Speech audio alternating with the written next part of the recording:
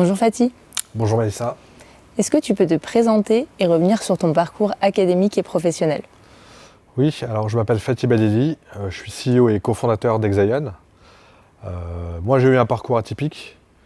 Alors sur le parcours académique, j'ai différents diplômes. Je suis diplômé d'un master en finance de l'Université Paris-Dauphine, d'ingénierie des mines ParisTech et de Tsinghua University, qui est un peu l'équivalent de Polytechnique en Chine, mais aussi en blockchain de l'Université d'Oxford. Et sur le plan professionnel, alors moi je viens d'une famille d'entrepreneurs. J'ai commencé ma carrière dans la finance en tant que trader chez BNP Paribas, à Hong Kong et à Londres. Et ensuite, j'ai créé une première entreprise que j'ai fait tourner pendant 2 ans, que j'ai revendue. Et ensuite, j'ai rejoint le groupe EDF pour créer le fonds de venture capital, pour participer à la création du fonds de venture capital, qui s'appelle EDF Pulse Ventures. Et en 2020, on a créé avec Laurent Exaion. Donc tu es CEO et cofondateur d'Exaion. C'est ça. Est-ce que tu peux nous expliquer un petit peu le cœur de métier d'Exaion? Le cœur de métier, le moteur de notre entreprise, c'est vraiment la gestion des infrastructures. On a commencé par récupérer des supercalculateurs qui étaient déclassés au sein du groupe EDF, auxquels on a donné une seconde vie. Et en fait, tous ces supercalculateurs qui sont sortis, petit à petit, on les a architecturés, designés, équipés, organisés pour pouvoir adresser le marché du Web3. Donc ça, c'était notre point de départ et c'est le point fondamental. Puis maintenant, au-dessus, on rajoute des couches servicielles, des plateformes qui reposent sur cette infrastructure. Donc on a mis à peu près 3 ans et demi à la mettre en place, cette infrastructure, qui est assez conséquente. On fait partie du top 500 en termes de puissance de calcul dans le monde. Et puis au-dessus, on est venu poser 3 plateformes, 3 services qui tournent autour du Web3. Le premier, et qui est en ligne depuis le 12 décembre, c'est Exaion Node. Donc ça, c'est la gestion d'infrastructure blockchain. Le deuxième qui va arriver dans la foulée, ça va être Exaion Studio. C'est pour les services de cloud 3D, métavers. Et le troisième qui va arriver, c'est Exaion Compute, pour tout ce qui est edge computing. Et en fait, Exaion Studio, Node, Studio et Compute, ça donne les 3 briques qui constituent le métavers. Et un jour, on essaiera de faire converger ces 3 plateformes pour avoir une plateforme qu'on pourra dénommer autour du Web3. Mais comme la maturité de ces produits ne sont pas les mêmes aujourd'hui, et que les courbes d'adoption ne sont pas les mêmes, on est obligé de passer par 3 services différents dans un premier temps, avant peut-être de les faire converger. C'est très clair. Ça, c'est nos 3 services. Et puis, il y a les façons de faire le service. Il y a, ce qui est important pour nous, c'est de proposer des services décarbonés. Ça, c'est notre cœur de métier et c'est l'ADN qu'on a hérité du groupe EDF. Des services souverains et hyper sécurisés. Ça, pareil, notre cœur de métier dans le groupe, c'était quand même la gestion des centrales nucléaires, donc la sécurité, c'est primordial pour nous.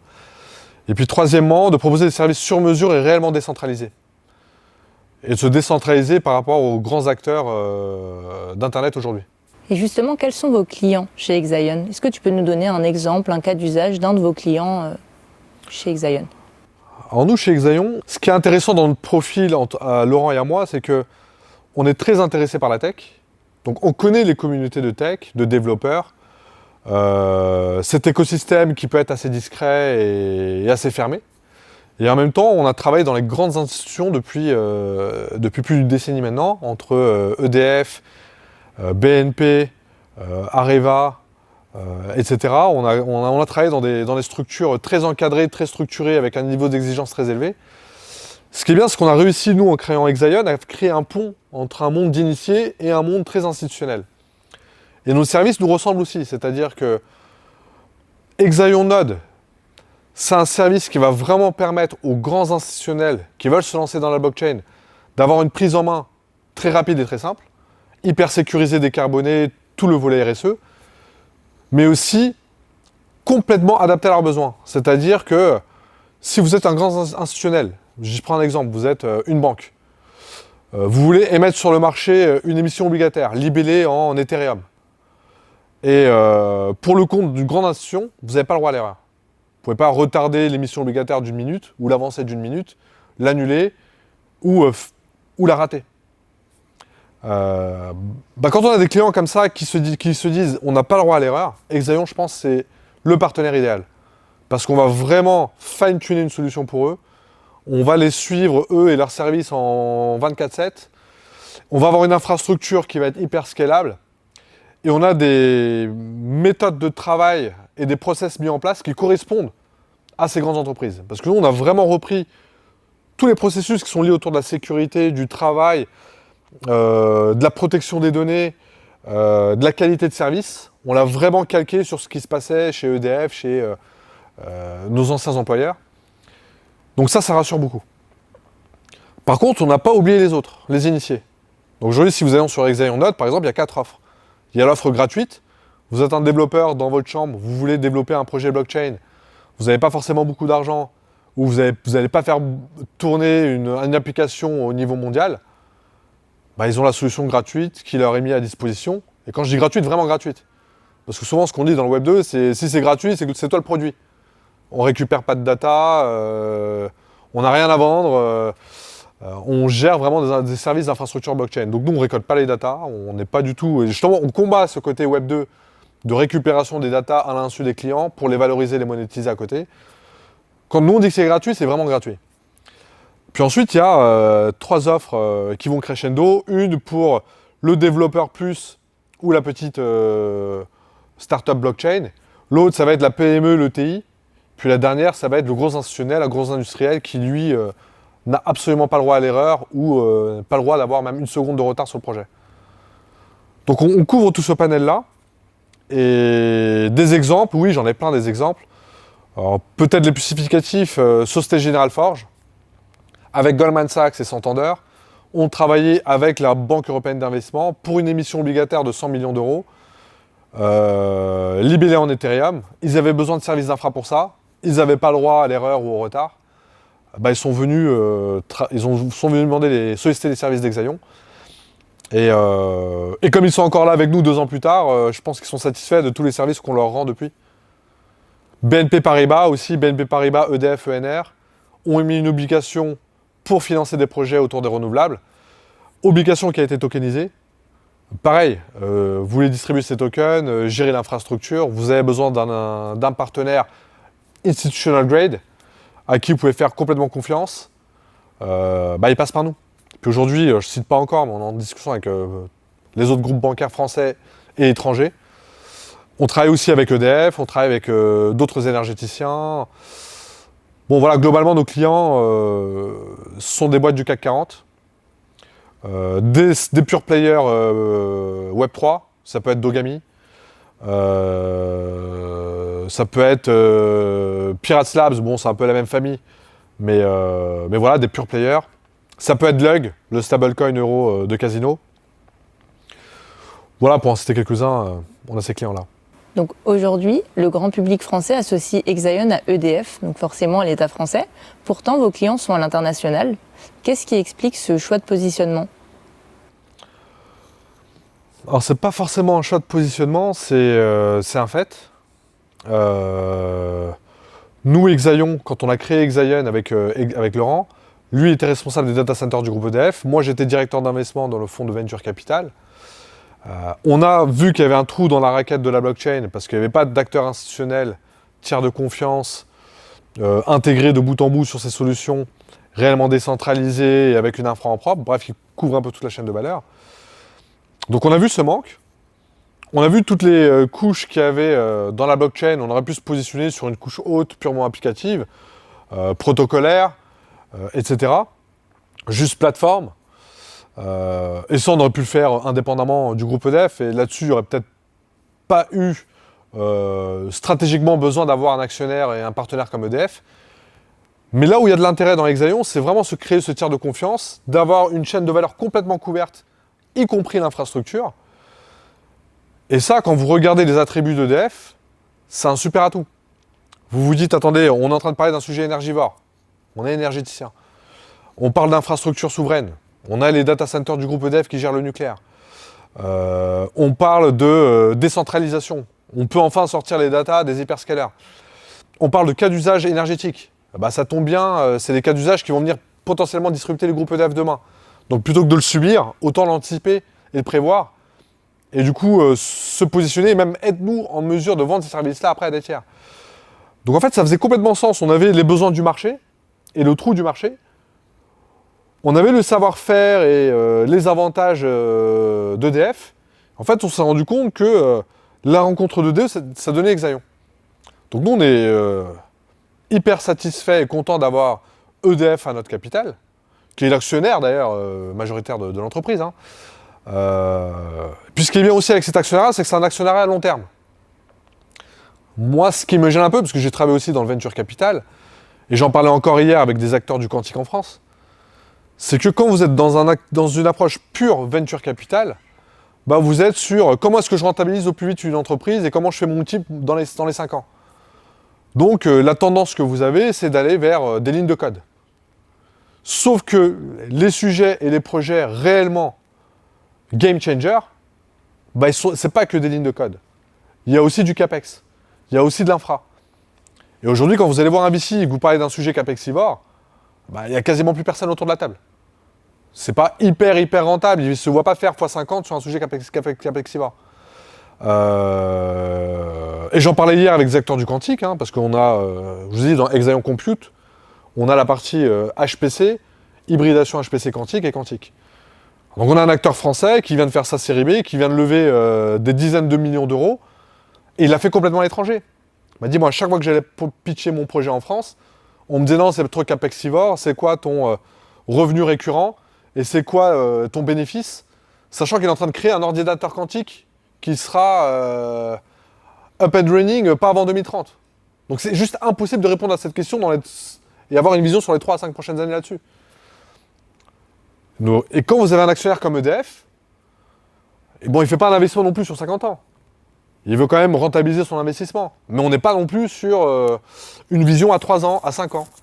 Et puis EDF sait gérer des outils industriels. On gère des réacteurs nucléaires, des barrages hydroélectriques. On est dans le stockage à hydrogène. On est dans plein de projets industriels. Donc EDF est un industriel. Donc venir, nous, aller les pitcher en disant oui, il y aura les lignes de code, oui, il y aura la plateforme, oui, il y aura le serviciel. Mais en dessous, faut qu'on crée l'infrastructure. Et ça va prendre 2-3 ans. Est-ce que ça vous fait peur? Bah, EDF, ils nous disent non, même pas peur. C'est normal. Enfin, c'est notre ADN, ça, de construire des gros outils industriels. Donc, on a l'actionnaire qui correspond à notre ambition. Si c'était juste pour sortir quelques lignes de code, c'était peut-être pas la peine d'aller taper dans un acteur aussi high level.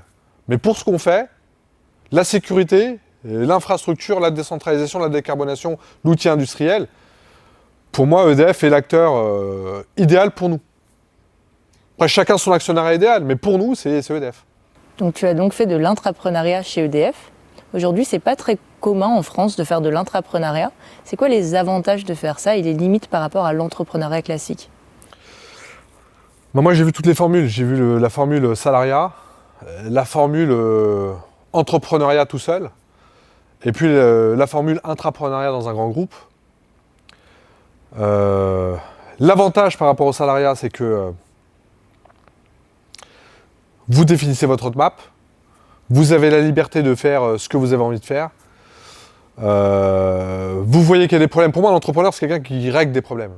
Il n'y a rien de plus frustrant pour quelqu'un qui a la mentalité de régler des problèmes, de ne pas pouvoir les régler quand il est salarié. Parce que c'est pas lui qui décide, parce que c'est pas lui qui fixe le budget, parce que c'est juste pas lui qui décide à la fin.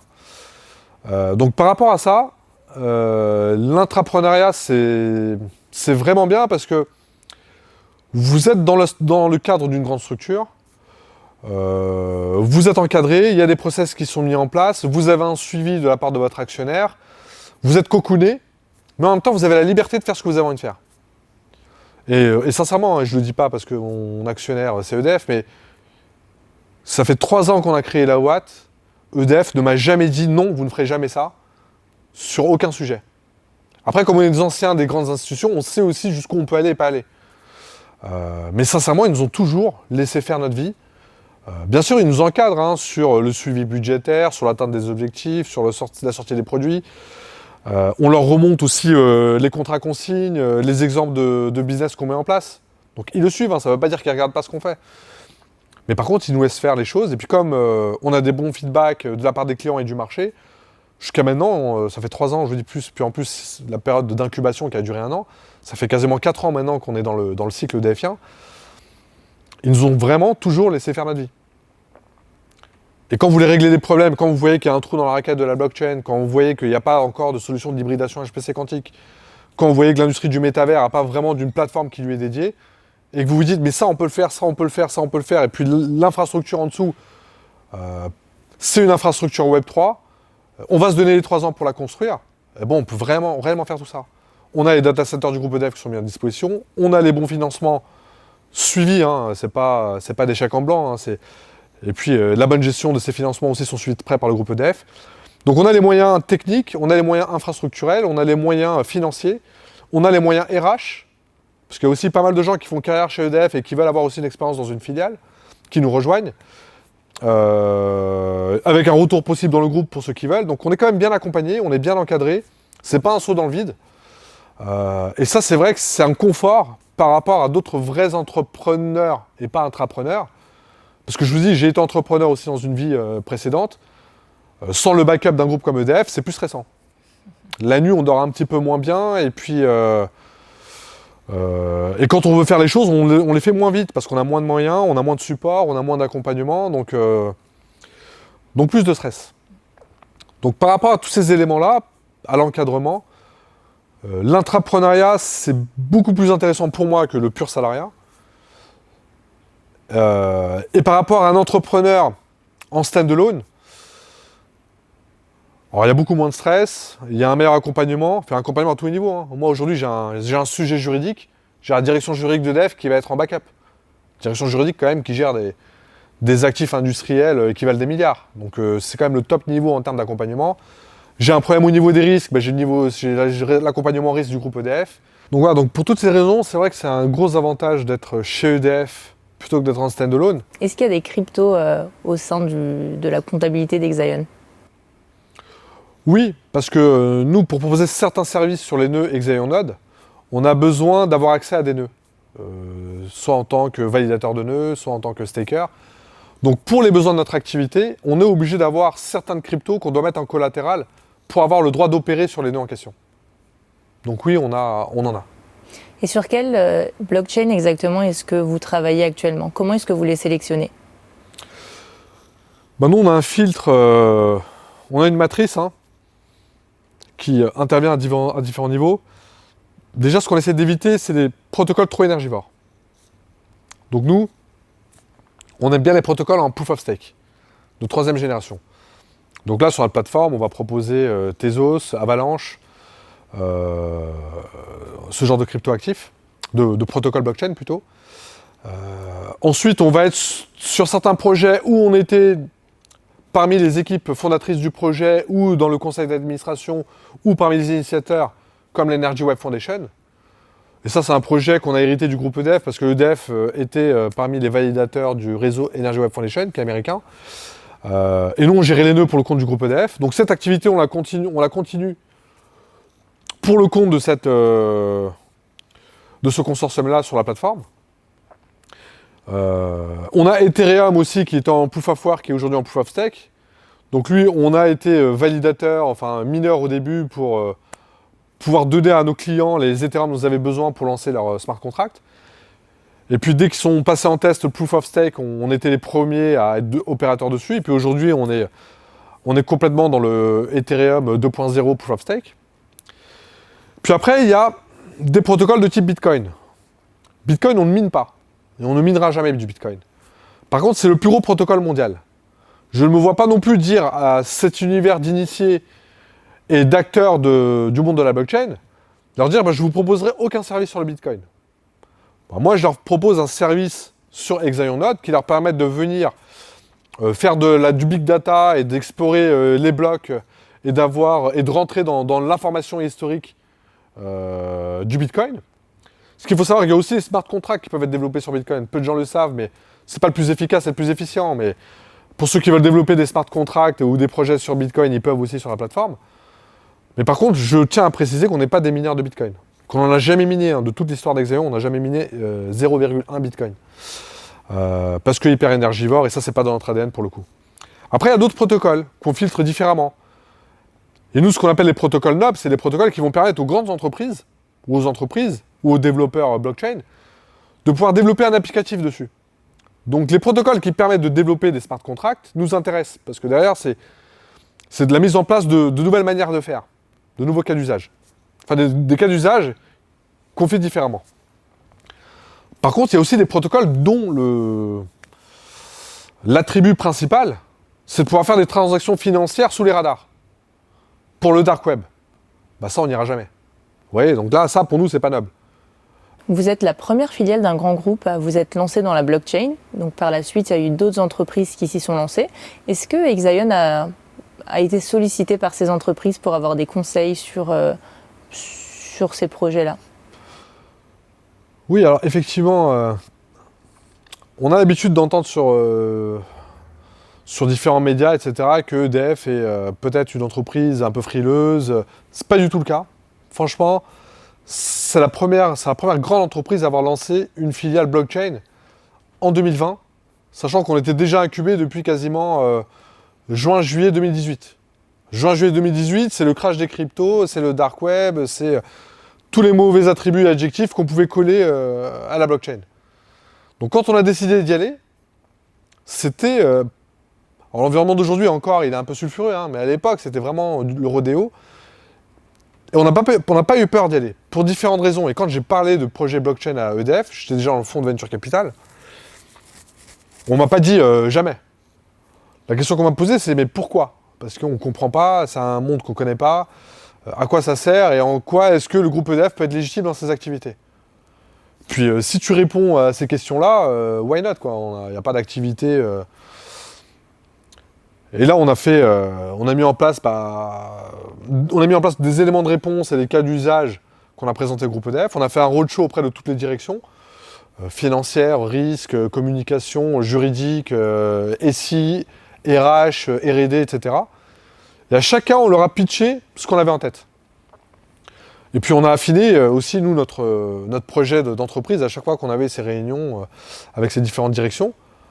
Mais à aucun moment on nous a dit jamais, hors de question, la blockchain égale dark web et égale blanchiment. On n'a pas eu ce genre de réaction. Par contre, on nous a dit faites attention. C'est-à-dire que vraiment soyez toujours sur la partie institutionnelle des choses et ne passez surtout pas de l'autre côté parce que, et jamais d'ailleurs, et on ne vous laisserait pas, mais tant que vous faites les choses pour créer des smart contracts, pour digitaliser des activités physiques, pour réduire l'impact carbone, pour améliorer et optimiser le fonctionnement des choses, il n'y a aucun souci. Donc là-dessus, non, on n'a pas eu de carton rouge ou de grosses craintes.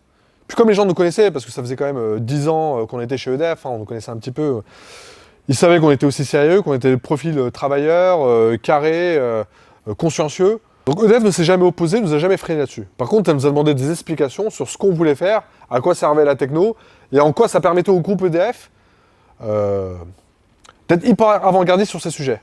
Et un tiers des cas d'usage blockchain sont les cas d'usage énergétiques. La gestion de la recharge des véhicules électriques, la traçabilité d'électricité, l'échange d'électricité en peer-to-peer, je peux vous en citer plein, des comme ça. Et plutôt que de subir, encore une fois, EDF est dans une logique d'anticiper les innovations et les ruptures de marché. Et ça, c'est hyper intéressant. Dans la foulée de la création d'Exaion, il y a eu Forge. Mais vraiment, hein, ça s'est joué à quelques mois, 2-3 mois grand max. Et eux, ils étaient dans la même logique que nous, depuis la même période que nous, donc ça s'est un peu fait en parallèle dans deux entreprises différentes. Eux sur le volet financier, nous sur le volet infrastructurel. Donc il y a eu CGA qui a eu aussi le courage de tirer très vite. Mais c'est dans leur histoire, hein, avec les ETF, avec les produits structurés, ils ont toujours été hyper innovants. Et puis après, on voit plein de grands groupes maintenant qui viennent nous voir, je ne peux pas vous les citer, mais d'autres banques, des assurances, des énergéticiens qui viennent nous voir, qui nous demandent même à nous des codes. D'ailleurs, j'en ai un demain, je ne peux pas vous dire à qui, mais en mode, comment est-ce que vous avez fait pour créer Exaion et comment vous avez fait pour convaincre votre hiérarchie de le faire? Parce que nous, chez nous, les risques nous disent niet. La direction juridique a peur. La direction communication a peur des bad buzz. Donc comment est-ce que vous avez fait vous pour contourner ces sujets-là? Et puis qu'est-ce que vous nous conseillez? Parce que dans notre secteur à nous, assurantiel, logistique, énergéticien, etc., la blockchain a un gros intérêt, mais on n'arrive pas à faire acter par notre direction ou par nos supérieurs la nécessité de créer à minima une direction ou une filiale. Et ça fait 3 ans qu'on essaye. Et nous, des entretiens comme ça, on en a fait une dizaine sur la place de Paris. Prenez le CAC 40, on a fait un quart des boîtes peut-être, où on leur donnait notre feedback. Et puis souvent, on a même une deuxième réunion derrière, où dans un premier temps, c'est les porteurs du projet, et puis dans un second temps, c'est leur chef, ou leur COMEX-1, ou leur COMEX. Il y a même eu une société énergétique, je me souviens, il y avait la présidente, directrice générale de la boîte qui était là, et on leur avait pitché Exaion et comment ça s'était fait, et quelles étaient les lignes que nous avait imposées EDF à pas dépasser, pour qu'eux puissent réfléchir et puis potentiellement incuber un projet. Aujourd'hui, la grande question qu'a notre audience, c'est est-ce qu'Exaion recrute? Oui, Exaion recrute. Exaion double à peu près de taille tous les ans. Au moment où je vous parle, on est 40. On continue sur cette lancée. Donc oui, on recrute, et on recrute différents profils. On recrute des profils techniques. Et quand je dis technique, c'est un vaste monde, la technique. Ça peut être le développeur blockchain, ça peut être le développeur full stack, ça peut être l'expert en sécu, cybersécu, infra, réseau. Ça peut être du développeur front-end, des personnes qui interviennent sur l'UI, l'UX des sites. Après, on a aussi besoin de commerciaux, on a aussi besoin de gens dans le marketing, de personnes dans la communication, dans les ressources humaines, sur les opérations, sur l'infrastructure, sur la cybersécurité, sur la conformité. En fait, c'est une entreprise qui... voilà, c'est tous les mains de la chaîne. Au début, vous êtes 3. Donc, moi, CEO, j'avais 10 emplois. Laurent, il en avait 10. Sauf qu'au fur et à mesure qu'on grandit, peut-être qu'un jour, j'aurai plus qu'une casquette. J'en ai encore 2-3. Mais l'idée, c'est d'avoir du middle management et puis avoir une casquette de CEO et pas avoir une casquette de CEO plus XYZ ou CTO plus XYZ. Donc oui, on recrute, oui. Et pour conclure cette interview, est-ce que tu aurais des conseils que tu pourrais donner aux étudiants qui veulent justement s'orienter dans la blockchain en termes de choix de stage, en termes de structure du CV ou peu importe? Donc ce que je recommande in fine aux jeunes, c'est vraiment de miser sur la qualité des projets, sur une carrière à long terme, sur des projets à long terme, sur l'intérêt et la passion qu'ils ont pour le projet dans lequel ils s'engagent. Parce que s'ils sont passionnés, rigoureux, travailleurs, sur un projet qualitatif de long terme, normalement, quand vous faites bien les choses, vous vous y retrouvez financièrement.